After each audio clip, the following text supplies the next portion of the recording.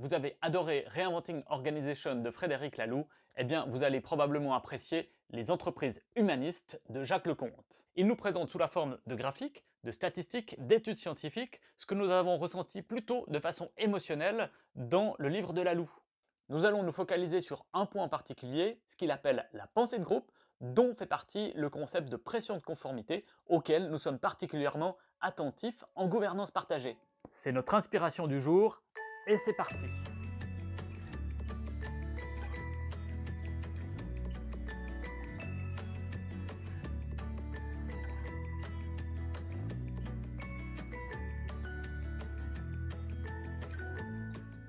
Docteur en psychologie plus que journaliste, Jacques Leconte nous propose un ouvrage qui est un petit peu plus difficile à lire que Reinventing Organization.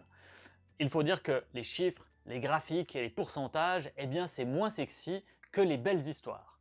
Mais pour tous ceux qui sont parfois confrontés à de la méfiance vis-à-vis des nouveaux modèles d'organisation, eh bien il est parfois utile de dépasser le simple exemple à succès pour valider une hypothèse à travers des statistiques plus générales. Si vous regardez cette vidéo ou que vous êtes intéressé par les activités de l'instant Z, eh bien c'est que vous êtes probablement convaincu que la collaboration est plus intéressante que la compétition pour faire avancer nos organisations et nos sociétés. Eh bien vous trouverez dans ce livre un résumé de plusieurs études, et bien sûr leurs références, qui comparent les résultats de plusieurs dizaines de sociétés dans des domaines aussi variés que les assurances ou encore la santé. Le constat est toujours le même. Plus le niveau de collaboration est élevé, plus le résultat global est élevé. Moins d'erreurs médicales dans la santé, plus de contrats plus adéquats vendus dans le domaine de l'assurance. Ce qui vient perturber notre perception, eh bien c'est qu'il y a souvent un super docteur ou un super assureur qui obtient des résultats absolument extraordinaires. Certains pensent qu'avec la compétition, il est possible de motiver chacun à atteindre ce même niveau d'excellence. Alors que la réalité, elle, semble prouver que cette excellence, eh bien, elle se fait au détriment des autres, par exemple à travers de la rétention d'informations capitales. Dans la collaboration, eh bien, pas de premier brillant de cordée, mais une meilleure fluidité de l'information qui amène à de meilleurs résultats. Vous avez encore des doutes à la fin de la lecture de cet ouvrage? Ne vous inquiétez pas, il y a 34 pages de références à des études qui abondent dans son sens et auxquelles vous pouvez vous référer. Le livre est structuré en 4 chapitres qui reprennent des concepts bien connus des adeptes de la permaculture. Le premier chapitre s'intéresse à l'individu, sur sa motivation et son épanouissement dans le cadre du travail. Le second chapitre, eh bien, il s'intéresse à la relation interpersonnelle et aux dynamiques d'équipe harmonieuses. Le troisième, à l'impact social des entreprises, à travers notamment quelques pages sur l'économie sociale et solidaire. Et bien sûr, finalement, un quatrième chapitre dédié à l'environnement qui nous projette dans le futur et sur le besoin de prendre soin de l'avenir de nos enfants. Et de la vie, bien sûr. C'est dans ce deuxième chapitre que l'on trouve une mise en garde sur les dangers de la collaboration et plus particulièrement sur la pensée de groupe.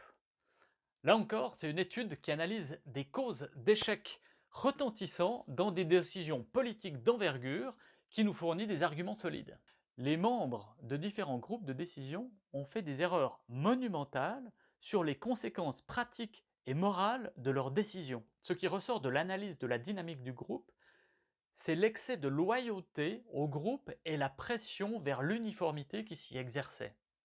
Irving Jarvis, l'auteur de cette étude, nous propose une liste de 8 symptômes auxquels nous pouvons rester attentifs et qui nous permettent de percevoir quand nos groupes ont tendance à prendre ces mauvaises habitudes. L'illusion d'invulnérabilité. Elle nous conduit à sous-estimer les risques encourus. La rationalisation. Elle interdit toute remise en question des décisions passées. La croyance en la moralité inhérente au groupe. Elle empêche notre ouverture à l'autocritique. Une perception stéréotypée des groupes extérieurs. Contrairement à nous, eux sont chargés, bien sûr, de tous les défauts. La pression de conformité. Elle conduit les membres sceptiques à rentrer dans le rang après avoir essuyé trop régulièrement les critiques de leurs collègues. L'autocensure. Celle des membres sceptiques qui ne partagent pas, apparemment, l'opinion majoritaire. L'illusion d'unanimité, une conséquence des 2 points précédents.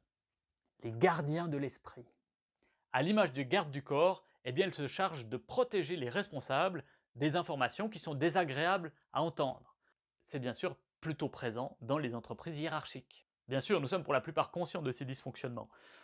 Mais à titre personnel, eh bien, j'ai malgré tout découvert le dernier, les gardiens de l'esprit, et j'ai pu rattacher ce concept à de nombreux dysfonctionnements constatés dans ma vie professionnelle. D'ailleurs, est-ce que ça ne m'arrive pas encore de me comporter ainsi pour nourrir mon besoin d'harmonie ou me préserver des conflits? Jacques Lecomte aborde bien sûr également l'aspect solution à ces différentes problématiques en évoquant par exemple un vieux concept issu de l'Église catholique, l'avocat du diable. Il s'agit dans un groupe de charger officiellement quelqu'un à porter un regard critique sur les décisions et les choix stratégiques. Bien sûr, il est préférable d'établir un rôle tournant afin que ça ne soit pas toujours la même personne qui se retrouve à devoir prendre cette posture. Il est toujours préférable de se sentir légitimé dans un rôle de critique.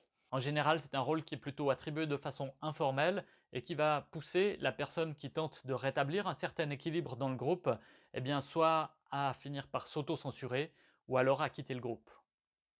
Je terminerai cette vidéo de la même manière que Jacques Lecomte le fait pour chacun de ses chapitres, en énumérant les points clés importants à retenir.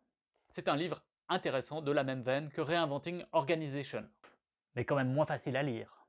On y trouve l'étude de concepts comme la motivation, la collaboration, la sanction et bien d'autres aspects de la dynamique de groupe sous le prisme de l'étude scientifique et des statistiques. Il met en lumière des problèmes organisationnels, mais pointe du doigt des exemples concrets de solutions fonctionnelles.